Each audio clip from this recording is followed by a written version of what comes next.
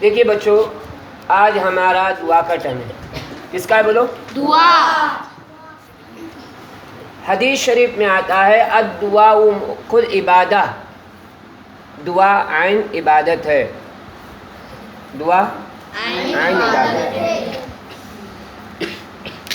ہم نے آپ کو اس سے پہلے بتلایا تھا کہ ہم نے آپ کو جو کتاب دی ہے اس کتاب میں 75 دعا ہے. کتنی دعائیں؟ تو آج دیکھو، اگر ہم نے فجر کی نماز کے بعد صبح کے اذکار میں اگر دعائیں پڑھے ہوتے، اس میں لکھا ہوا ہے کہ آدمی اگر کوئی یہ دعا پڑھ لے، بسم اللہ الذی لا یضر مع اسمہ شیء فی الارض ولا فی السماء وہو السمیع العلیم.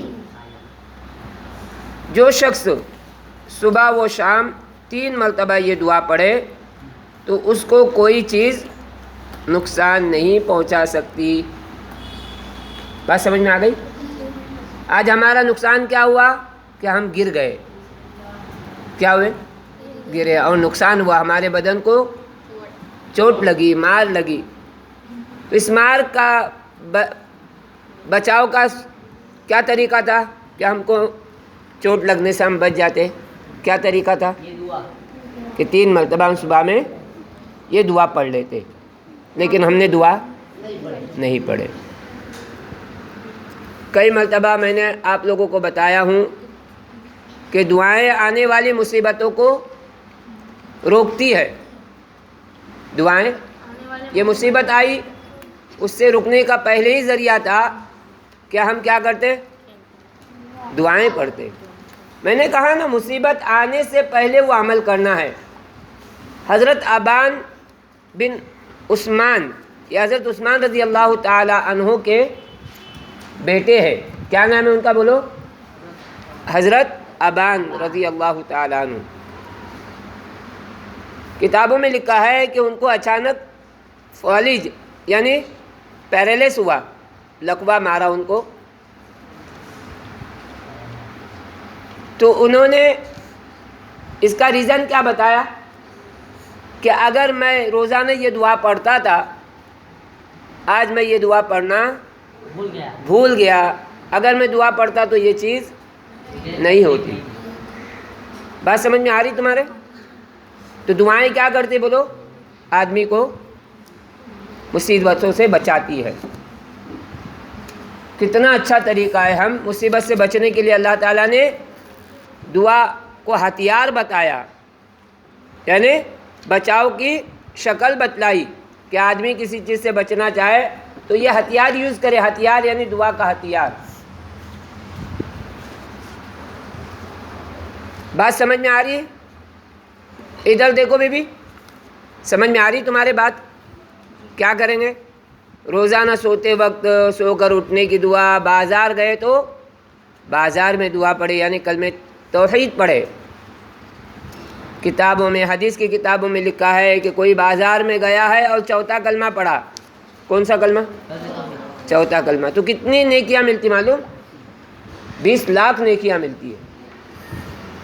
اگر کسی کو کہا جائے کہ جاؤ مارکیٹ میں اور 20 لاکھ روپے وہاں مل رہے ہیں تو آدمی کیا کرے گا بولو؟ جلدی دوڑتے ہوئے جائے گا، بھاگ کے جائے گا. تو یہ صفت صحابہ میں تھی. کس میں تھی بولو؟ صحابہ. ایک مرتبہ اللہ کے نبی صلی اللہ علیہ وسلم یہ بات چیت کر رہے تھے کہ ایک صحابی چپکے سے گئے اور جا کے آ گئے واپس. یہ بات چیت چل رہی تھی، جا کر واپس آ گئے. کسی نے کہا کہاں گئے تھے؟ بولے 20 لاکھ نیکیاں کمانے گیا تھا. یعنی جلدی گئے اور جلدی آئے. ایک مرتبہ صحابہ جو ہے، کسی نے مارکیٹ میں اعلان کیا کہ مسجد میں میراث تقسیم ہو رہی ہے. رسول اللہ صلی اللہ علیہ وسلم کی سب لوگ مسجد میں دوڑتے ہوئے گئے تو دیکھا وہاں کچھ ایسی میراث تقسیم نہیں ہو رہی تھی. کچھ لوگ جو ہے ایک دوسرے کو سکھا رہے تھے، ایک دوسرے کو تعلیم دے رہے تھے. تو واپس آ کے بولے وہاں تو کچھ تقسیم نہیں ہو رہا تھا. بولے کیا ہو رہا تھا؟ بولے وہاں ایک دوسرے کو سکھا رہے تھے دین کی باتیں. بولے یہی تو میراث تھی، یہی تو رسول اللہ صلی اللہ علیہ وسلم کی میراث ہے. بات سمجھ میں آ رہی؟ تو یہ ہے نیکیاں اگر آدمی کرتا رہے بھلے کام کرتا رہے، اچھے کام کرتا رہے، تم آنے والی مصیبتیں اس سے بچ جائے گی۔ تو یہ دعا کتنے نمبر پر ہے؟ دیکھو ہم نے آپ کو پڑھائے تھے، گنو کتنے نمبر پہ دعا ہے وہ بسم اللہ الذی والی؟ 1 2 3 4 5 6 اور 7ویں نمبر پہ دعا ہے۔ سارے بچے ایک ساتھ پڑھیں گے بسم اللہ الذی، پڑھو۔ بسم اللہ الذی لا یضر مع اسمہ شیء فی الارض ولا فی السماء وهو السمیع العلیم۔ اب روزانہ پابندی کریں گے دعاؤں کی، سارے بچے پابندی کریں، ٹھیک ہے؟